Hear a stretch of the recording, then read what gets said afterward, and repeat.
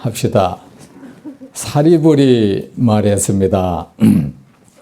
이 방에 계신 지가 오래되셨습니까? 이때까지 못 보던 보이잖아, 그죠? 안 보였는데 이분이 몸을 썩 나타냈잖아, 신통력으로. 제가 이 방에 있은 지는 어르신께서 해탈하신 것과 같습니다. 부처의 어르신 사리불님께서 해탈하신 그 해탈을 얻으신 언제부터 어르신은 해탈을 얻은 지가 얼마나 됐는지 모르지만 제가 이 방에 있은 것이 어르신께서 해탈을 하신 것과 그 시간이 똑같습니다. 여기 계신 지가 또 오래되셨습니까? 다시 묻습니다. 그럼 어르신께서 어르신의 해탈은 얼마나 오래되셨습니까? 그러면 어르신께서 해탈 얻으신 지는 얼마나 오래됐습니까? 우리가 흔히 선문답이라 하지. 그런 것들이 유마경에 기인하는 경우가 많아요. 지금 이런 것들이 그런 거예요. 이 방에 계신 지가 오래됐느냐 하니까 사리불님께서 해탈하신 것과 똑같습니다. 여기 계신 지가 오래됐습니까? 그럼 어르신 해탈은 얼마나 오래됐습니까? 해탈하신 거는. 사리불이 대답을 하지 않고 가만히 있자 천녀가 말했습니다. 그러니까 사리불이 아무 말하고 있는 겁니다. 이 말 안 하고 있는 이것이 응답이에요, 사실은. 그러니까 이 큰 지혜를 얻으신 어르신께서 부처님을 대신해서 설법도 하시는 어르신께서 사리불은 부처님으로부터 설법을 해도 좋다는 허가를 받았어요. 그래서 부처님 노년 때는 사리불이 부처님을 대신해서 설법한 때가 많았습니다. 큰 지혜를 얻으신 어르신께서 그렇게 부처님의 가르침을 진리에 대해서, 해탈에 대해서, 열반에 대해서 자유자재로 부처님만큼이나 말씀 잘하시는 어르신께서 어찌 아무 말씀이 없는 겁니까?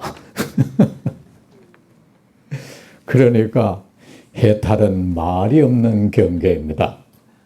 그래서 저는 무슨 말을 해야 될지 모르겠습니다. 해탈한 것과 같다 하니까 그럼 해탈 한지 오래됐느냐 하니까 해탈이란 것은 말이 없는 경계인데 그래서 저는 그 말을 하라 하니까 나는 이미 말이 사라진 사람입니다. 모든 언어 문자에서 벗어난 사람입니다. 말이 사라진 나에게 말을 하라 하니 해탈을 언제부터 했느냐고 말을 하라 하니 내가 어떻게 말을 해야 될지 모르겠습니다. 그러니까 이 말이 이미 걸려든 거야. 말과 문자가 모두 해탈의 모습입니다. 사리불님 무슨 그런 말씀하십니까?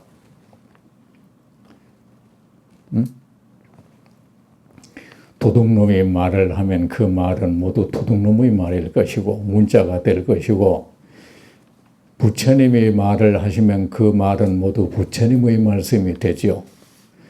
얽매인 중생의 입에서 나온 말이라면 그 모든 말은 얽매인 말이 될 것이고 해탈을 얻으신 모든 것에서 벗어난 분의 입에서 나온 말이라면 그것은 모두 해탈의 문자이죠. 당신은 이미 침묵에 매여 있고 문자에 매여 있는 사람입니다. 당신은 해탈을 못 얻었습니다. 말과 문자가 모두 해탈의 모습입니다. 여러분, 이 지금 유마경에 있는 이 글자들을 보십시오. 이 글자들이 어디에 속박되어 있습니까? 날 보지 말고 문자를 보십시오. 여기 글자들이 안 있습니까? 문자와 말은 똑같은 거 아닙니까? 말을 형체화시키면 문자가 되는 것 아닙니까? 이 글자들이 어디에 구속되어 있는 겁니까? 세상에 그 무엇이 있어 이 글자들을 구속합니까? 이 글자들이 생사에 구속되어 해탈 생사에 지금 얽매여 있습니까? 삶에 대한 애착이 있습니까? 죽음에 대한 공포가 있습니까? 행불행에 대한 어떤 집착이 있는 겁니까? 말은 그냥 요 문자를 보십시오. 이 문자를 이 세상에 무엇이 있어 이 문자를 구속할 수 있고 지배할 수 있겠습니까? 다만 쓰는 자에게 맡겨질 뿐이죠. 쓰는 자가 이런 형상으로 나타내고 싶다면 자기 자신은 그런 형상으로 나타나는데 그렇게 나타나고 큰 모습으로 나타나든 작은 모습으로 나타나든 말과 문자가 이것이 모두 해탈 아닙니까? 문자를 보세요. 이게 해탈자의 모습이에요.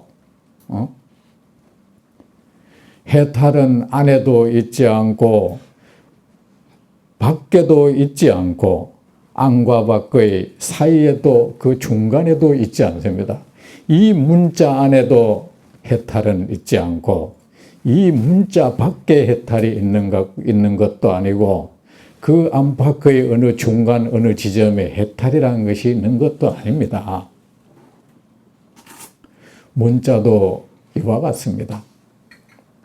우리는 여러분 해탈을 얻는다 하면 그 해탈이 어디에 있길래 그걸 얻는다는 거야. 그것이 어디에 소재하길래 그것이 소재하는 곳이 어디길래 그것이 있는 이 장소를 알아야 뭐 어떤지 읽든지 할 거 아닙니까? 말과 문자가 모두 해탈의 모습입니다. 해탈이란 안에도 밖에도 있지 않고 안과 밖의 사이에도 있지 않습니다. 문자도 이와 같습니다. 그러므로 사리불님, 문자를 떠나서 해탈을 말씀하시면 안 됩니다. 해탈의 경계라고 해서 꼭 문자를 벗어난 것도 아니고 문자 안에 있는 것도 아닙니다. 그리고 문자와 뭐 흰 종이 그 사이에 있는 것도 아니고 하얀 종이에 있는 것도 그러면 문자가 없는 하얀 백지에 그러면 해탈이 있는 겁니까? 하얀 백지는 이 해탈의 상태입니까? 만약에 해탈이 문자를 떠나 있다고 생각한다면 그 사리불림은 이미 문자에 매여 있고 침묵에 매여 있는 사람입니다. 그 매여 있는 사람을 어찌 매여 있는데 어떻게 해탈을 얻었다고 할 수 있는 겁니까? 왜냐하면 모든 존재가 해탈의 모습이기 때문입니다. 우리가 공부 좀 한다고 하면 그런 말 잘합니다. 이 깊은 도리는 문자를 벗어나고 생각을 하면 곧 어긋난다. 입을 벌리면 어긋난다. 어긋나고 뭐 안 할 것도 없습니다. 그것을 우리가 어긋나게 할래야 어긋나게 할 수도 없고 여러분 문자만 그러합니까? 우리는 걸핏하면 이 해탈은 이 모든 이 형체나 이 소리를 벗어났다고 합니다. 여러분의 몸을 보십시오. 그 몸이 해탈이 그 몸을 벗어나 있겠습니까? 그 몸 안에 해탈이 있겠습니까? 아니면은 어느 중간쯤에 해탈이라는 것이 있겠습니까? 그 몸은 이미 해탈한 상태입니다. 그렇게 인연따라 일어나고 소멸할 뿐이죠.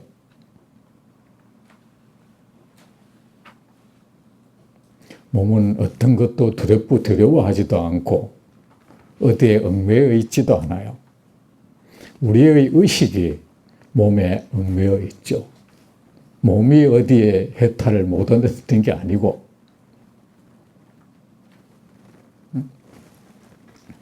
왜냐하면 우리가 문자에 매여 있을 뿐이지, 우리의 마음이 문자에 매여 있을 뿐이지, 문자가 곧 무슨 해탈을 장려하는 것은 결코 아니다는 겁니다. 사리불이 말했습니다. 음욕과 분노와 더러움을 버려야 해탈을 얻는 것 아닙니까? 자, 그러나 당신은 있는 그대로 이미 해탈한 상태입니다. 그런데 뭘 해탈을 얻었다고 합니까? 그리고 당신 입에서 나오는 그 모든 언어들, 당신 손으로 쓰는 모든 문자도 역시 그거는 해탈한 모습들입니다. 해탈자입니다. 당신 몸도 그렇고, 당신이 말을 하면 나오는 당신 몸에서 나오는 그 문자도 이미 해탈자의 모습입니다. 그러니까, 근데 언제부터 그 해탈을 얻었다니 이런 말을 합니까? 이미 해탈이 되어 있는 것을요. 하니까, 음욕과 분노와 어리석음을 버려야 해탈을 얻는 것 아닙니까? 우리가 이제 그렇게 배워왔어. 그죠? 해탈을 얻기 위해서는 음욕과 분노와 어리석음을 버려야 한다. 그러니까 부처님께서는 해탈을 얻지 못했으면서 얻었다고 여기며 우쭐해하는 사람을 위하여 해탈을 얻지 못했으면서 그 모든 데 얽매여 있으면서 보이는 것, 들리는 것, 냄새 맡아지는 것, 그 모든 만나는 경계마다에 사람 한마디 한마디에 때로는 천당과 극락을 오가면서 늘 마음속에는 이해 득실로 인해서 희노애락이 이 가시덤불처럼 이 질서 없이 나는 가시덤불처럼 얽혀 있으면서 자기가 어떤 도리를 알았다, 해탈을 얻었다, 나는 벗어났다, 깨달음을 얻었다. 이런 사람들 때문에 이런 사람을 증상만자라 그래. 그래가지고 다 이 얼굴에도 내가 한 수 높아 하는 식으로 말이지. 응? 실은 똑같으면서 이 가운데는 그런 분 안 계십니까? 응? 그런 사람들 때문에 음욕과 분노와 어리석음을 버려야 해탈을 얻는다고 말씀하셨을 뿐입니다. 어떤 탐욕을 일으키고 누구 미워하고 이런 어리석음 무지의 상태에 빠져 있다는 것은 그 자체가 뭡니까? 이미 어디에 얽매여 있는 현상 아닙니까? 그죠? 어디에 안 얽매여 있으면 탐욕이니 분노니 이런 어리석은 이런 생각들이 왜 일어나겠어? 어딘가에 눈이 멀은 상태죠. 어딘가에 뒤덮인 상태죠. 그죠? 그래, 그런 사람들이 말이지, 그걸 그대로 안고 있으면서, 여러분, 또 제가 선방 좀 다닌 분 없습니까? 앉아있으면 어떤 기분이 싹 몸을 감싸요. 그런 기분만 계속 줄기차게 누리려 하는 거야. 그래가지고 다 됐다 싶은데 말 한마디 사람 말에 찌르고 배는 말이 톡톡 튀어나오고 한마디에 말이지 얼굴에 분기가 셔리고 자존심만 커가는 거야 이거. 왜? 내가 말이야 이래 공부하는 사람인데 어디 감히 나를. 여러분은 그런 분 없으십니까? 사람 가짜는 사람 되지 마세요. 응? 무슨 사람이 돼가는 거야. 그래가 뭐 스님들 입는 그 옷 풀에 입고 쫙쫙 빼 입고 그래 그거 뭐 그런다고 뭐 도가 증장합니까? 그 뭐 얼마나 날쌔게 베는데 이게 말이지 이 목이 베일 정도야 이거.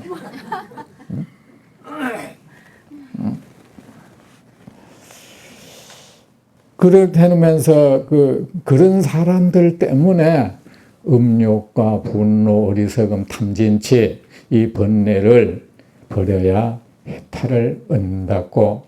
일단은 말이야 사악한 이 나쁜 업을 지어가지고 이 고통스러운 결과를 부르는 걸 일단 차단을 시키는 거야. 아셨죠? 급선무 있잖아요. 뭘 하면 우리가 어떤 사람의 병을 치료하면은 워낙 지금 고통에 시달리면은 일단 그 정세를 진정시키는 일단 치료법을 쓰죠. 그죠? 뭐 그런 뒤에 그 사람이 어떻게 되면은 이제 그때는 병의 원인을 치료해 들어가는 거잖아. 응? 사람 형편 따라 그런 겁니다. 그나마 이 사람도 말이야 중생이 일단 해결해야 될 일이 뭡니까? 이 탐진치에 휘둘려 가지고 악업을 계속 짓는 거야. 악업을 지 가지고 그 악업의 여파로 계속 고통을 받고 있는 거야. 그리고 어떤 사람은 또 그 명예욕에 남한테 존경받고 싶은 욕망에, 그죠? 공양받고 싶은 그 욕구를 이기지 못해서 여전히 앞에서 안에 이 탐진치가 들끓고 그 탐진치처럼 말이지 남을 속이고 명리를 탐하고 그래 살면서 내가 깨달았다. 이런 사람들 때문에 그들로 하여금 악업을 짓지 않도록 하기 위해서 일단 그거를 버려라 하는 거예요. 제어하라. 그걸 다스려라. 조복시켜라. 속에서 업이라는 게 그래요. 두 가지 업이 있어. 생각의 업이 있고 생각 뒤의 업이 있어요. 생각의 업은 마음속에 어떤 잘못된 어떤 생각이 일어나 버리는 거야. 일어났는데 생각에서 딱 그치는 업이 있고 그 생각을 구체적으로 말과 행동으로 옮겨지는 업이 있어요. 그래서 그 생각의 업을 사업이라 그래. 그리고 생각이 딱 끝나고 생각 뒤에 우리는 어떤 말과 행동 해버리잖아요. 말과 행동을 대서 구체화되는 거잖아. 그죠? 그걸 우리가 사이업이라 해야. 생각 사자에 이자는 이 끝날 이자야. 생각을 끝내고 하는 일으키는 업. 하는데 그의 부처님은 일어난 생각을 일단 일어난 그 생각으로 인해서 우리의 마음이 흐려지잖아요. 혼란 상태에 빠지니까 그 일어난 그 탐욕을 잘 다스리고 그것을 말과 행동으로 옮겨가지 못하도록 하는 거예요. 그래서 일어난 생각 그 자체를 잘 다스려고 그것을 조복시키는 거야. 그래서 탐진치 이런 걸 버려야 어디서 그 해탈을 얻는다. 그런데 만약 그런 사람이 없으면 그런 것을 만약에 이미 생각을 잘 제어하고 이것을 악업을 짓지 않는 그런 정도의 사람이라면 이제 그에게는 어떤 말을 하느냐. 음욕과 분노와 어리석음이 본성이 곧 해탈이다. 해탈이라는 것은 뭐야? 여러분 마음에서 마음에서 일어나는 그 생각들을 보세요.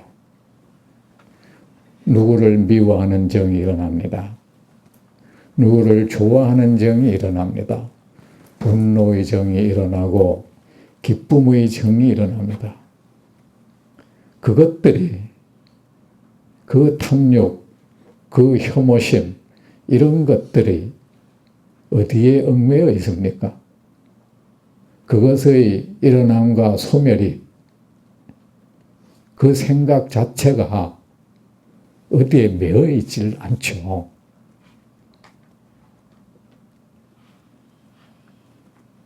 그것들은 그렇게 아무 실체도 없이 그렇게 무상하게 일어났다가 소멸하는 것이죠.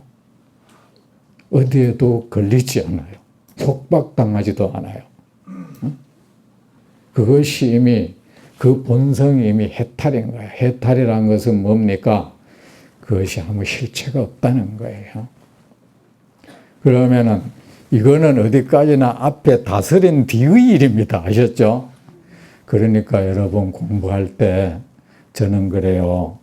공부 어쩌다 후배 스님들이 공부 어떻게 합니까? 일상생활에 마음 진실되게 쓰고 그런 탐욕, 분노 나는 일상생활에서 이 호흡을 나는 중시한다. 그냥 앉아있으면 또 뭐 하느냐. 생활 속에서 이 중요한 거야. 그거를 일상생활에서 하세요. 아셨죠? 그것도 안 되는 사람이 뭘 앉아가 참선한다고 그래 하면 뭐야. 그러다 교만심밖에 안 크더라. 내보니까 내가 참선 얼마나 했는데 하고 그래서 좀 어쩌라는 거야. 자기가 하고 싶어 했는 걸 어쩌라는 거야. 그것이 남 업신여길 묻던 그 근거가 안 되잖아요. 남 업신여기고 남을 내 눈알로 보고 그리고 다른 사람이 뭐 불교에 대해서 얘기하면 싹 무시해 보려고 그러고 네가 뭐 하는데 자기는 뭐 하노?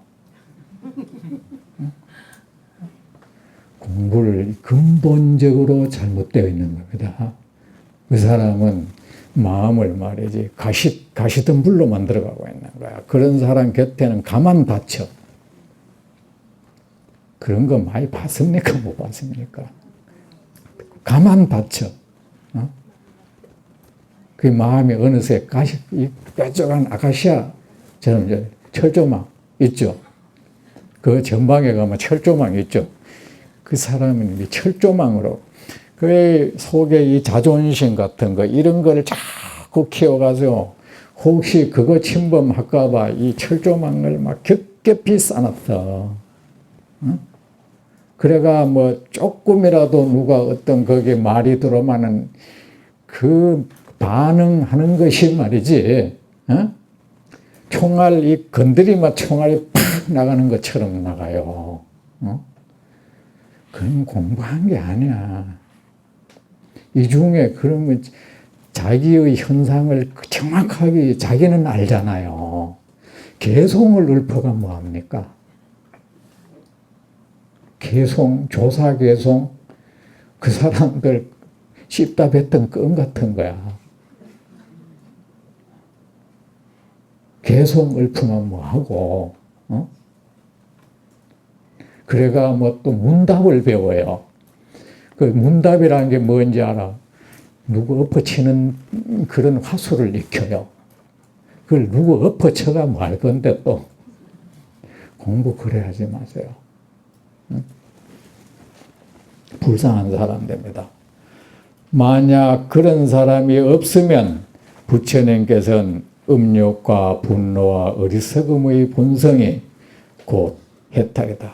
그것이 잘 극복되는 사람이라면, 그것을 잘 제어하는 사람이라면, 이제는 제어는 뭐야? 일종의 싸움이잖아요. 모든 싸움은 실패로 돌아가. 그 싸움을 끝내야 돼요. 싸움하는 마음은 결코 편안한 마음이 아니잖아요. 설사 자기 자신과 싸운다 해도 편안한 마음이 아니잖아.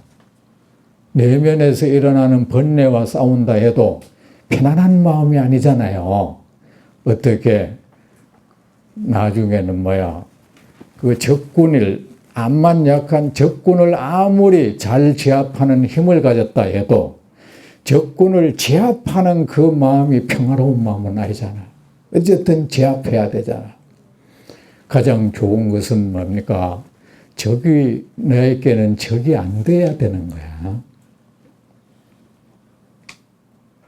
적이 내 동포가 되고 내 형제가 되고 내 부모 형제가 되고 해서 그 적과 함께 어느새 벗이 되고 친구가 돼서 어깨동무하고 태평가를 불러야 그 경계에 가야 그거는 비로소 평화의 상태가 된 거죠. 맞죠? 우리가 끝없이 번뇌를 극복하는 상태는 마음의 결코 해탈의 상태가 아니에요. 해탈과 이 번뇌와의 싸움도 사라져야 돼. 그러세요. 일어나는 이 분노, 이런 것들이 아무 실체가 없이 그렇게 연기가 일어났다가 사라지듯이 이 구름이 일어났다 사라지듯이 하는 것, 그 모습을 한번 관찰해 보세요. 이거는 앞에 제어력이 있고 난 뒤의 일이야. 그죠? 일단 제어력을 길러야 됩니다. 번노와 어리석음의 본성이 곧 해탈이라고 말씀하십니다. 천녀님, 다 이 말들이 이 사리부리 말이지 이까지 듣지 못한 말을 들은 거야. 천녀님, 참으로 훌륭하십니다. 그대는 무엇을 얻고 무엇을 깨달으셨기에 이렇게 말씀을 거침없이 하십니까? 이 말이 말이야. 이 거침없잖아, 지금. 그죠? 거침없다는 이것도 말 듣고 보니 거침없었지. 이 파도가 말이야 치듯이 이런 거야. 파도가 대지의 파도가 치듯이 이 하늘에서 비가 내리듯이 강물이 굽이굽이 흐르듯이 거침이 없는 거야. 저는 얻은 것도 없고 깨달은 것도 없습니다. 사리불림, 얻는다는 것, 깨달음을 깨달음이니 해탈이리 하는 것 다 허망한 것입니다. 이 마음이 일으키는 허망한 경계입니다. 탐욕, 분노, 어리석음, 번뇌와 번뇌만큼이나 깨달음 역시 마음이 일으키는 허망한 현상이지요. 저는 이 번뇌의 본성이 거짓된 것이라면 깨달음이니 해탈이니 하는 것도 마찬가지인 겁니다. 그래서 말을 이렇게 거침없이 합니다. 얻은 것이 있고 깨달은 것이 있다면 나는 얻은 것, 깨달음에 걸려서 말이 얻은 것에 갇히고 깨달은 것에 갇혀서 말이 이렇게 자유롭게 거침없을 수는 없겠지요. 왜냐하면 얻은 것이 있고 깨달은 것이 있으면 저는 해탈을 얻지 못했으면서 얻었다고 여기며 우쭐해하는 사람이 됩니다. 뭘 얻었다, 어떤 경계를 맛봤다, 그런 말 하지 마세요. 다 그게 마군 경계입니다. 그렇습니다. 그것이 그 자체는 나쁜 것이 아니지만 거기에 집착을 하고 마음이 머물러 두면 그는 마왕의 권속이 된다. 부처님 말씀입니다. 사리불림, 사람이 천복나무 숲에 들어가면 천복나무의 향기만 맡을 뿐 다른 향기를 맡을 수 없습니다. 맞죠? 네. 소나무 밭에 들어가면 소나무 향기밖에 없겠죠. 이 방에 들어온 이는 부처님 공덕의 향기만 맡을 뿐 홀로 깨달음을 얻은 성자, 이건 누굽니까? 홀로 깨달음을 얻은 성자를 뭐라 합니까? 독각이라 하죠. 편협한 수행자는 뭡니까? 성문을 편협한 수행자라고 했습니다. 여러분 원래는 독각과 성문이 있었을 뿐이야. 그 기준은 독각은 부처님 말씀을 안 듣고 자기 나름대로 그야말로 자기 방식대로 자기 나름대로 공부하는 사람을 독각이라 하고, 성문은 문자 그대로 부처님 말씀 듣고 그 말씀 따라 수행하는 사람을 성문이라 했습니다. 여러분 어떤 걸 좋은 거 나쁜 거 이렇게 구별할 때 구분을 해놓고는 내가 여기에 속할까 하는 생각을 사람들이 좀 안 하는 것 같아요. 소승 대승 해놓고는 내가 혹시 소승 아닌가? 독각, 저 사람 독각이라 하는데 자기는 독각 아닌가? 독각의 기준은요 그겁니다. 뭐 스님들로 말하면은 토굴에 혼자 산다고 독각이 아니고, 대중처소에 여러 명 대중과 같이 같이 있으면 독각이 아닌 것, 그게 아니고 흔히 그런 식으로 알고 있어요. 그렇다면 여러분, 고양이가 무리 지어 있으면 그건 호랑이 떼입니까? 응? 소인이 무리 지어 있으면 그럼 대인의 무리가 되는 겁니까? 응? 호랑이는 혼자 있어도 호랑이인 것이고, 호랑이가 무리 지어 있으면 그건 호랑이 무리가 되는 거예요. 독각은 혼자 있어도 독각이고, 무리 지어 있으면 독각의 무리가 되는 거예요. 그 기준은 한 가지입니다. 그가 부처님의 가르침 따라 수행을 하느냐, 수행을 안 한다면 그건 독각이에요. 그런 사람들이 여러 명 모여 있다. 그들은 독각이 무리를 지어 있는 거예요. 이해가 분명히 됐죠. 자, 그렇다면 문제는 성문이다. 부처님 말씀 듣고 하는 게 뭐가 잘못됐다는 거예요. 또 이게 문제다. 그죠? 그런 의심 안 해봤습니까? 아니, 부처님의 제자는 부처님 말씀 듣고 해야지. 그럼 그게 또 뭐 잘못됐다고 이 사람들이 또 이러는 거야? 어? 말씀 듣고 공부하는 거는 또 괜찮은데, 이 마음 속에는 뭐가 있느냐? 독각 비슷하게, 독각하고는 다른데 이기심이 흐르고 있는 거야. 자, 이 편협한 수행자. 자, 그런데 이 사람들이, 여러분은 어떻습니까? 내가라는 게 출발했다면 나는 도를 이루어야지 했다면 그는 성문인 거야. 부처님 법 공부 따라 하면은 성문이고, 자기 혼자 하면 독각이 되는 거예요. 자기 혼자서 하면 독각이 되고, 거의 비슷해요. 이기심이 있다는 데서는 똑같아요. 그 발단이 말입니다. 그 출발점 여러분 스스로는 알죠. 근데 여러분, 이 이기심을 버려야 도를 얻어. 앞에서 그랬죠. 부처가 되려면 중생제도 하라. 중생을 제도한다. 중생을 사랑하고 불쌍하게 여기고 한다는 것은 이 마음을 그보다 이 마음을 잘 다스리는 방법이 없어. 금강경에도 그랬죠. 어떻게 하면 깨달음을 얻습니까? 중생을 다 건지겠다는 원을 세워라. 이 같은 말씀이에요. 이게. 이기심만큼 나를 고통스럽게 만드는 마음이 없어. 이기심은 언제나 나를 괴롭혀요. 이기심 가득한 사람의 마음엔 선정이니 삼매니 평온이 깃들 수가 없어 절대로. 그러니까 이 편협한 수행자, 이기적 수행자, 이 성문을 얘기하는 겁니다. 이런 사람의 향기는 맡을 수 없습니다. 누구든지 이 방에 들어오면 더없이 훌륭하신 분의 바른 가르침을 듣고, 누굽니까? 유마거사야. 더없이 훌륭한 분이야.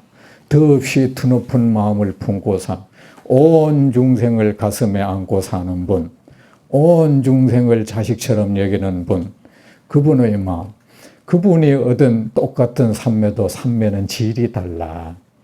찻잔 속의 평온과 바다 속의 평온은 달라요. 응? 맞죠? 똑같은 또 이 찻잔에 떠 있는 종이배의 편안함과 이 넘실거리는 이 파도 이 대해 위를 떠다니는 커다란 이 배의 평온은 달라요. 그렇죠?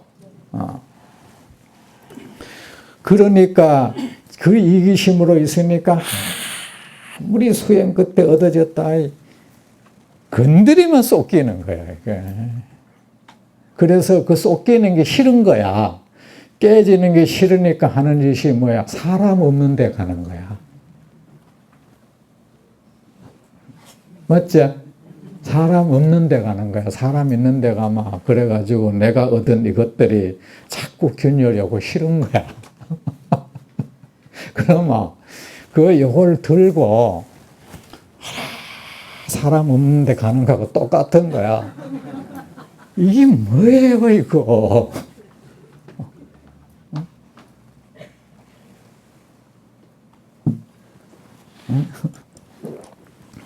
누구든지 이 방에 들어오면 더없이 훌륭한 지혜와 더없이 훌륭한 그 삼매, 선정, 평온, 해탈을 얻은 분의 바른 가르침을 듣고 모두가 부처님 공덕의 향기를 좋아하여 완전한 깨달음을 향한 마음을 일으켜 출가합니다. 출가는 뭡니까? 부처님 법에 나를 귀속시키는 거야. 여러분 마음 그 이기심에서 벗어나는 게 출가야. 이기심에서 벗어나서 나를 이 대해를 만드는 것. 이 찻잔 속의 어린애 장난감 이 종이배가 되는 것이 아니라 망망대해 말이야 큰 파도에서 흔들림 없이 나아가는 말이지 이 수만 톤짜리 배가 되는 것. 그걸 위해서 공부하는 것이 이게 정말 이 보살도예요. 행여나 말이지 내가 앉아있는데 누가 건드릴까봐 다 신경곤도 세우고 옆에 사람만 좀 떠들면 저 사람 때문에 공부 안 된다. 그 사람은요 어디 가도 안 할 사람이야. 공부 분위기가 안 됐어. 그래가 철조망 쳐놓고 그 철조망이 내 모든 공덕이 밀려오는 걸 막는 철조망이 될 것이야. 저는 이 방에 12년을 있었는데 처음부터 편협한 수행자와 홀로 깨달음을 얻은 성자에 대한 것은 듣지 않고 이 사람 수행한 기간이 12년이라는 거야. 그렇게 오래 할 필요 없다. 여러분 우리 부처님 법만 잘 만나면 12년을 있었는데 편협한 수행자와 홀로 깨달음을 얻은 성자에 대한 것은 듣지 않고 처음부터 나는 오직 보살의 큰 자비와 부처님의 불가사의한 가르침에 대한 것만 들었습니다. 처음부터 좋은 거야. 왜 공부 첫 출발이 참 중요해요. 처음에 뭐 어디에 매여버리면 나중에 얘기해도 안 들어. 그 미련 때문에 못 나. 여기도 그런 현상 가진 분이 계실지 모르겠습니다. 그 첫 출발이 좋아요. 저는 어떤 사람이 이 경전법회에 내가 처음에 절에 갔는데 그런 분 가끔 있더라고. 스님 제가 저는 불교에 귀한데 이 법회에 처음 왔습니다. 그 사람은 아주 행운아예요. 처음부터 이분은 부처님과 대면했잖아. 이런 잡다한 사람을 만나지 않았잖아요. 어느 불교학자든 여러분 부처님만큼 잘 얘기해 주시겠습니까? 박사학위가 저 하버드 대학 종교학과에서 박사 하는데 그 스님이 부처님만큼 되겠습니까? 그 사람이 지은 책을 아무리 읽은들 부처님의 말씀 경전 한마디 읽은 바보다 못해. 이거 여러분 아세요? 네. 그렇다고 생각하세요? 네. 그래 여러분은 지금 이렇게 부처님 방에 들어온 거야. 잘 생각했어요. 응? 그래, 오직 보살의 여러분 지금 그것만 듣고 있잖아. 지금 그죠? 보살의 큰 자비와 부처님의 불가사의한 가르침에 대한 것만 들었습니다. 뭐 호흡을 어떻게 하고, 호흡을 뭐 단전으로 쉰다는 동 이런 거 없잖아요. 그건 아주 자질구레한 것들이야. 어? 그 뭐 기가 뭐 어떻게 뭐 정수리를 어떻게 한다는 동 뭐 화두를 어떻게 챙긴다는 동 뭐 알아차림을 한다는 동 보세요. 그거 다 지말적인 것들이야. 응? 그런데 여러분은 그런가 하면 부처님 앞에 올 때는 이때까지 부처님 아닌 사람들에게 들은 거는 참 비워야 돼. 아셨죠? 그리 오직 보살의 큰 자비와 부처님의 불가사의한 가르침에 대한 것만 들었습니다. 이게 나무의 이름입니까? 여러분이 지금 그러고 있잖아. 그죠? 이 방은 이 제불 모든 부처님이 여와 계시는 곳이고, 여기는 부처님 향기만 맡을 수 있을 뿐, 다른 소승이니, 벽지불이니, 성문이니, 그 범부 외도의 냄새가 없는 곳이야. 여러분이 바로 그 당사자입니다. 여러분, 자축하세요. 칭찬하세요. 여러분이 부처님 향기만 가득한 이 방에 여러분이 지금 계십니다. 다음 달에 뵙겠습니다.